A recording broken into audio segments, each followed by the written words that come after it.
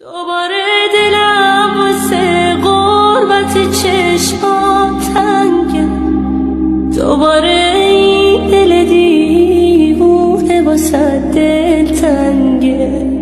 وقت از تو خوندن ستاره ترانه هم، اسم تو برای من قشنگترین آهنگه. با یه چشمک دوباره